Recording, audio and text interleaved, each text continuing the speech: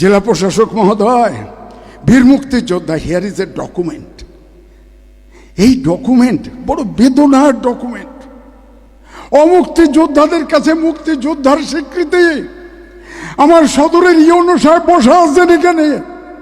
কি অপরাধ করেছেন আপনি? অমার্জনীয় অপরাধ করেছেন। ভুয়া মুক্তিযোদ্ধাদেরকে দিয়েছেন। হায় আমার আল্লাহ, আমি কোথায় যাব? আমার তো সেপ্টেম্বরের 7 তারিখে আমার 75 বছর বয়স হবে। আমি চলে যাব, আমার যাওয়ার সময় হয়ে গেছে। আপনি কি অপরাধ করেছেন? কাকে দেন নাই? আমি আপনাকে এত অনুরোধ করলাম। আমার কমান্ডার, আমি ডেপুটি কমান্ডার শওকত চৌধুরী, বীর মুক্তিযোদ্ধা, এই আদালত ভবনে বাংলাদেশের পতাকা সে উড্ডীন করেছে। এবং মুক্তিযোদ্ধা মন্ত্রণালয় থেকে যে পুস্তিকা বের হয়েছে সেখানেও শওকত চৌধুরীর নাম রয়েছে। আমি এই ঝোলা কাঁধে, আমার সবসময় ঝোলা কাঁধে থাকে।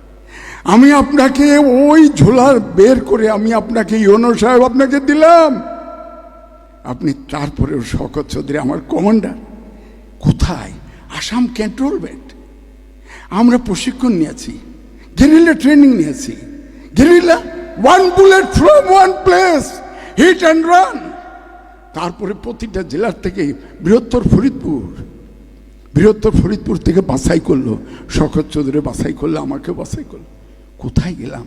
সম্মুখ সমরে প্রশিক্ষণ নিতে। কোথায়? নাফাতে, অরুণাচল প্রদেশে আরো 1 মাস প্রশিক্ষণ হলো। আপনি তাকে মুক্তিযুদ্ধের স্বীকৃতি দিলেন না। কি বলবো?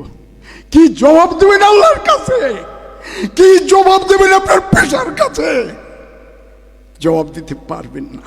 আর ইলিয়াস সাহেব, ইমদাদ ভাই বীর মুক্তিযোদ্ধা, ইমদাদ ভাই সুপারিশ করছে, আমাদের সদর উপজেলা চেয়ারম্যান সুপারিশ করছে, আমি সুপারিশ করছি, আপনি তাকেও দিলেন না। যাক, এটা আপনার ব্যাপার। এই যে পুরো তালিকা, এটি অমুক্তিযোদ্ধাদের তালিকা। দুঃখ পাই।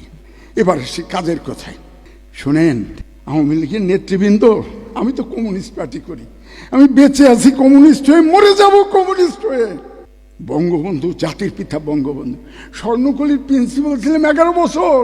কেউ কথা বলতে পারছিলেন? আমি ছাপাই দিয়েছিলাম, আমি সাধারণ জ্ঞান ছাপাই দিয়েছিলাম জাতির পিতাকে। বঙ্গবন্ধু শেখ মুজিব আমার উপর কি অত্যাচার হয়েছে জানেন? 11 বছর প্রিন্সিপাল ছিলাম। তারপরে বলি, এই